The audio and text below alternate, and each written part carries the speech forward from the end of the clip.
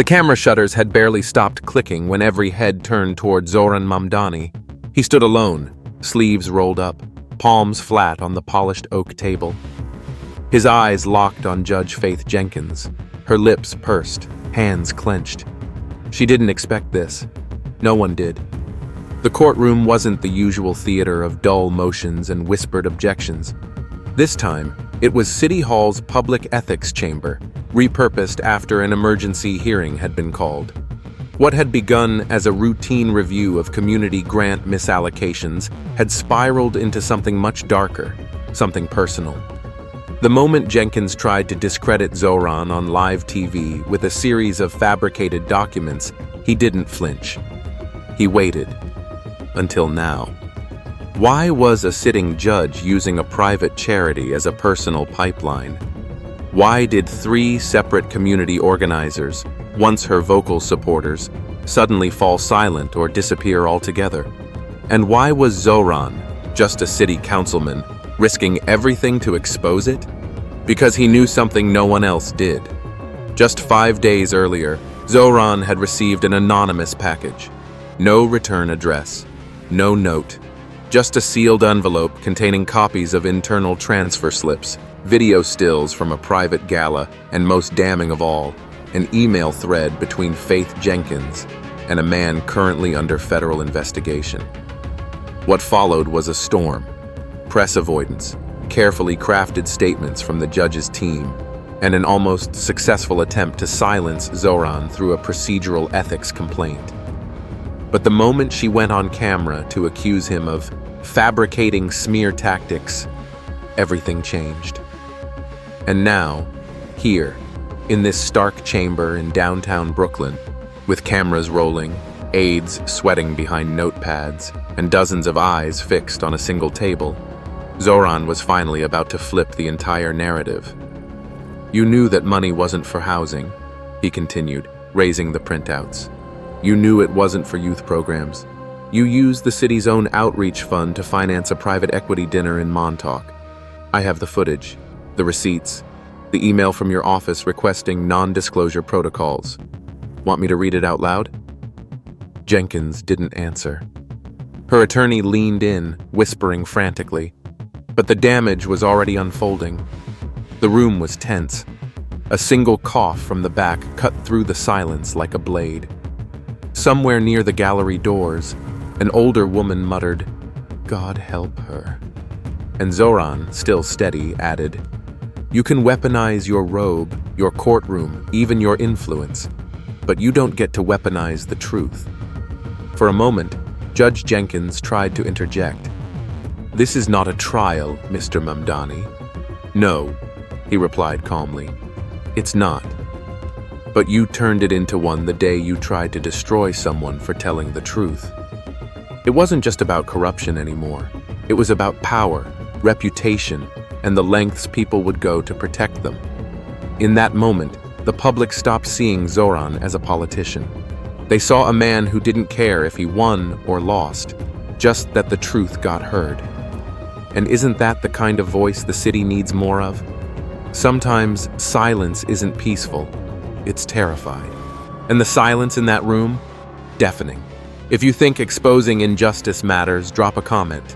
Your voice might inspire someone else's. The gavel had never struck. Judge Jenkins, usually composed, sat motionless, her expression a strange mix of indignation and calculation. She wasn't used to being on defense, especially not in front of cameras. Especially not against someone like Zohran Mamdani, who had just dismantled her with little more than truth, paper, and conviction. The courtroom hadn't breathed for over a minute. The only sound was the faint humming of the overhead lights and the occasional rustling of a legal pad. Outside, through the window slats, the Brooklyn skyline glowed behind dusk shadows. Inside, though, a storm brewed. Zohran didn't sit down. "I know what you're going to say," he continued, his voice steady but hard-edged. "You'll claim it was a clerical error. You'll say the gala wasn't private, that the donors were vetted, that your office wasn't aware of the misuse. But here's the part that doesn't add up." He turned, walking toward the exhibit board behind him.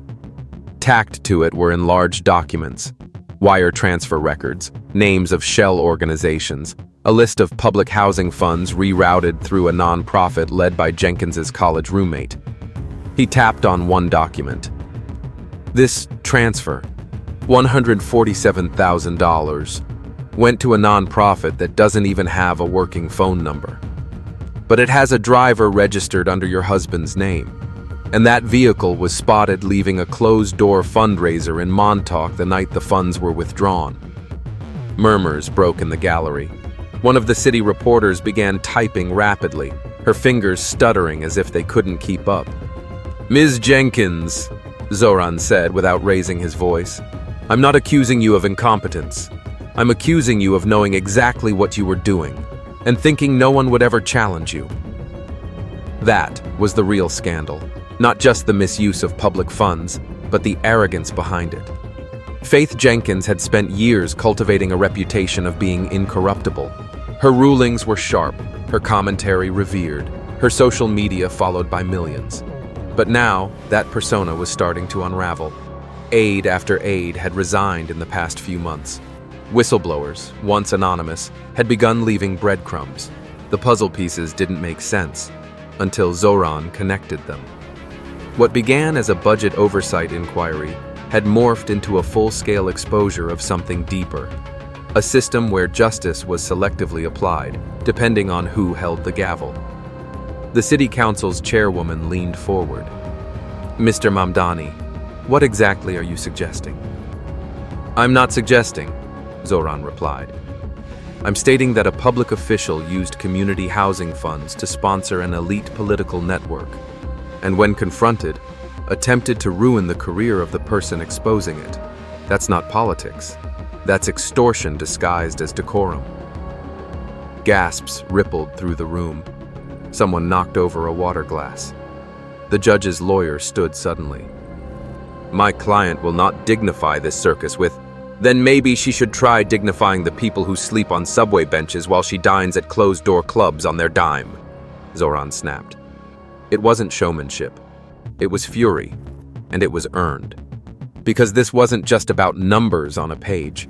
It was about a city where young mothers had waited 6 months for heating repairs, while the same office meant to serve them hosted seafood towers and champagne under false non-profit umbrellas. It was about the single dad Zohran met in East New York, whose housing application was delayed indefinitely because budget was tight, only to find out weeks later that part of that same budget was rerouted to networking events.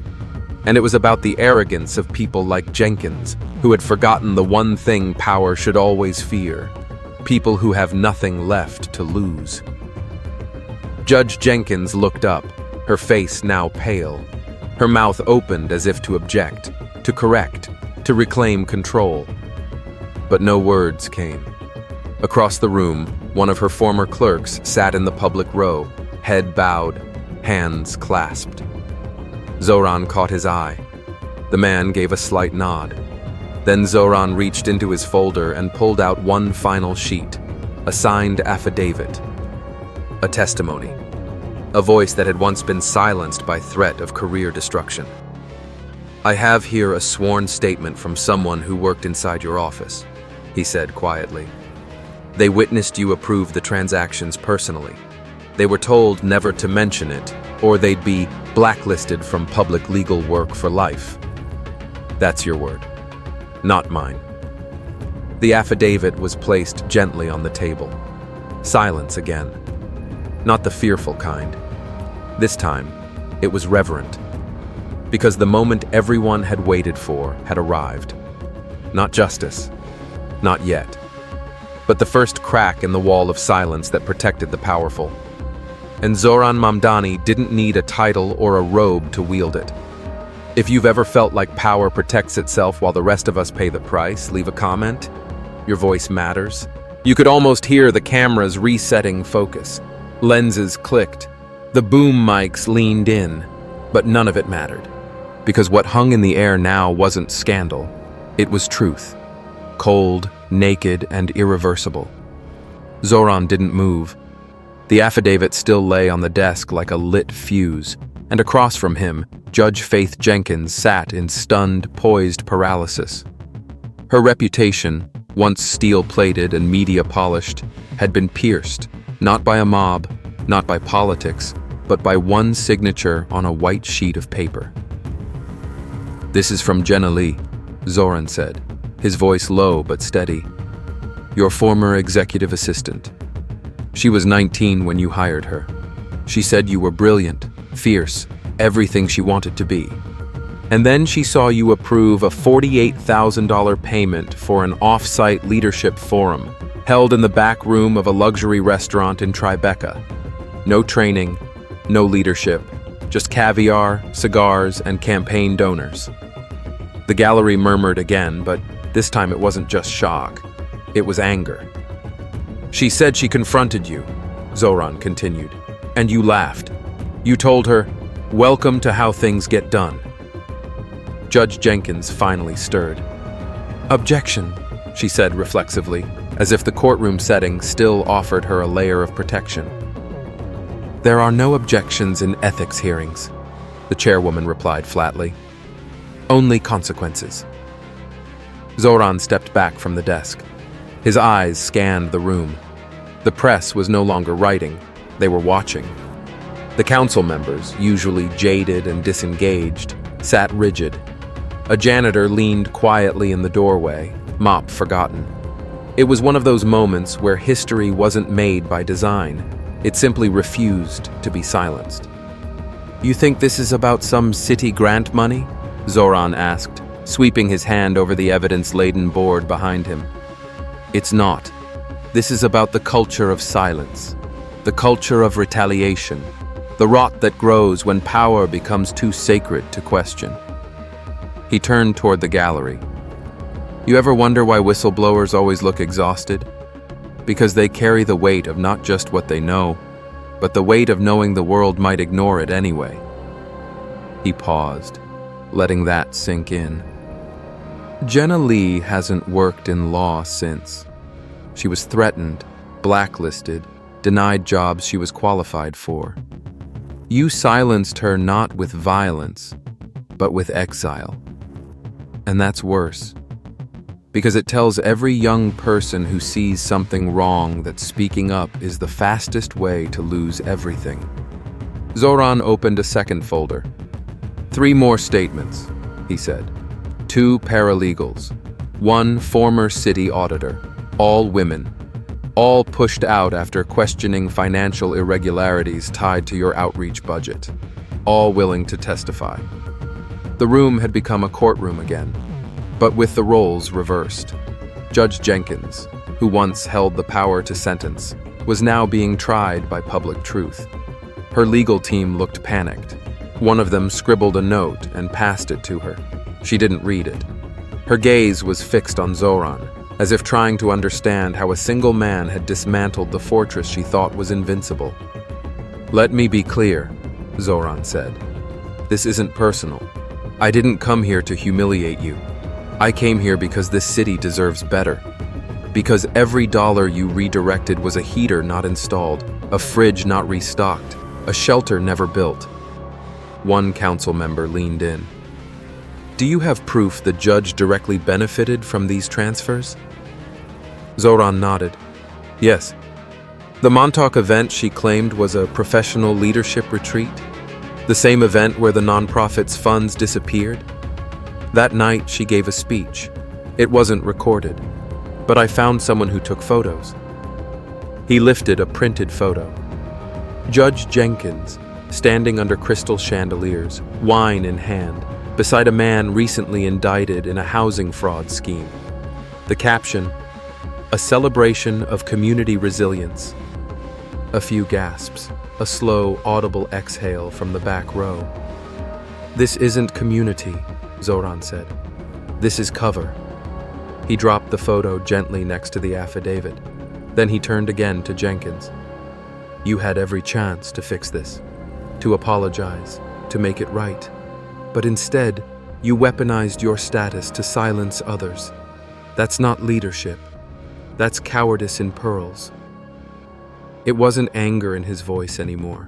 It was heartbreak. Because deep down, Zohran still believed people could change. But some chose power over redemption. And now, her time to choose was over. Judge Jenkins tried to speak. "This hearing is illegitimate." "No," Zohran cut in.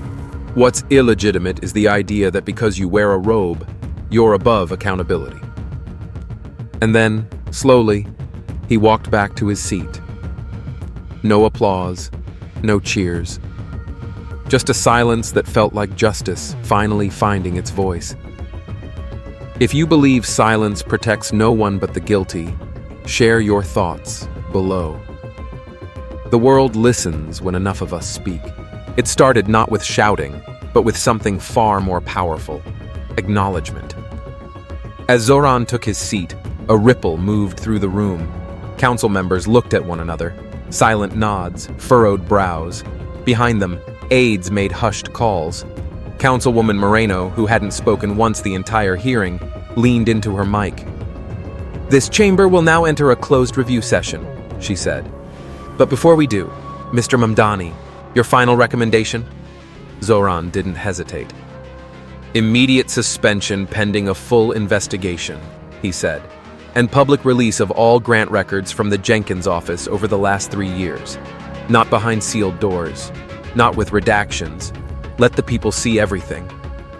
Judge Jenkins shifted uncomfortably, her once pristine posture now showing signs of fatigue.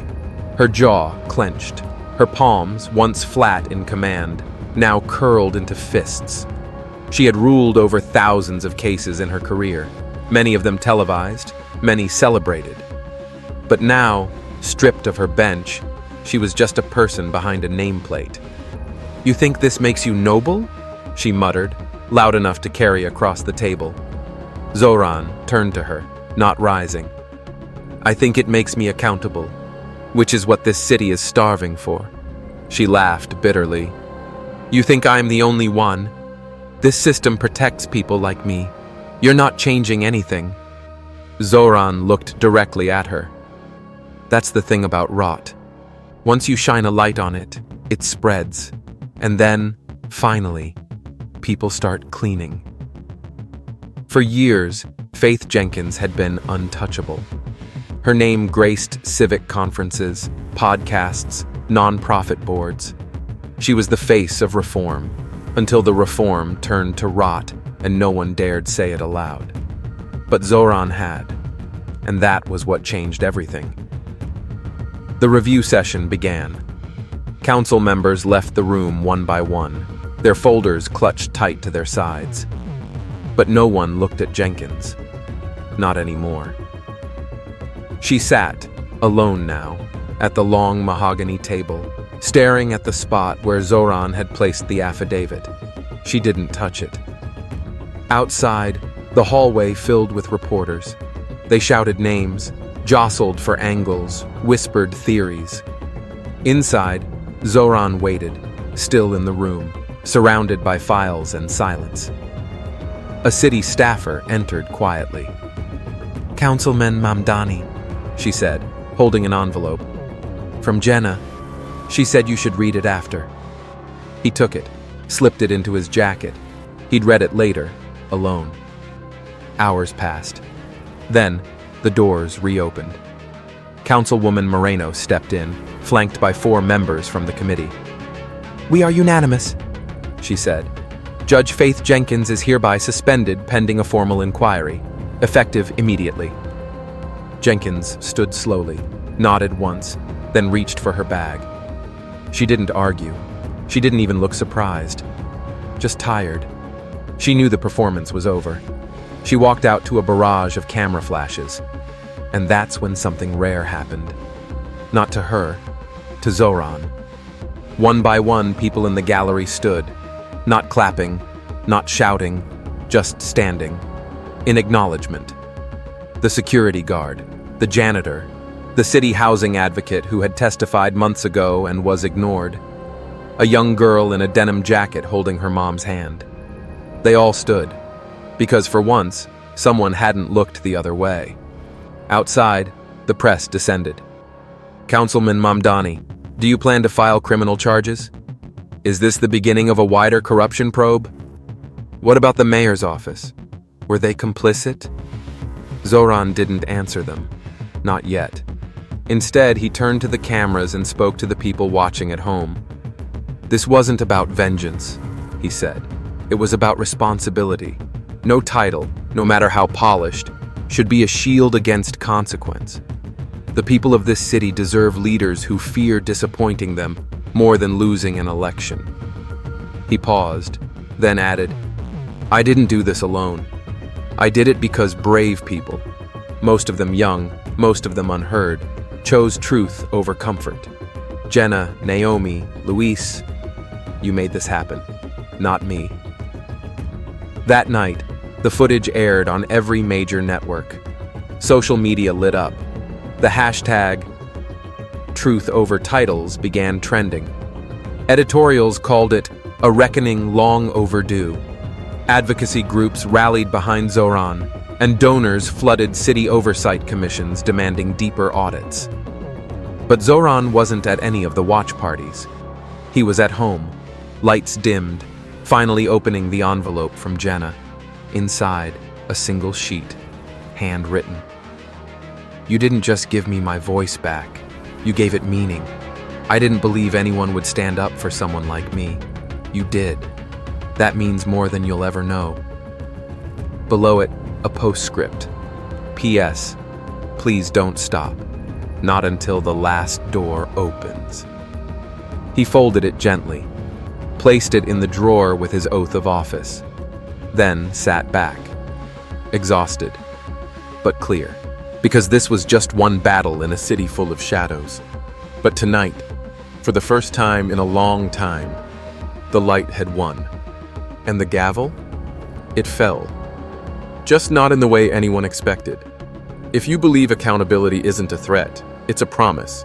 Consider subscribing and adding your voice in the comments.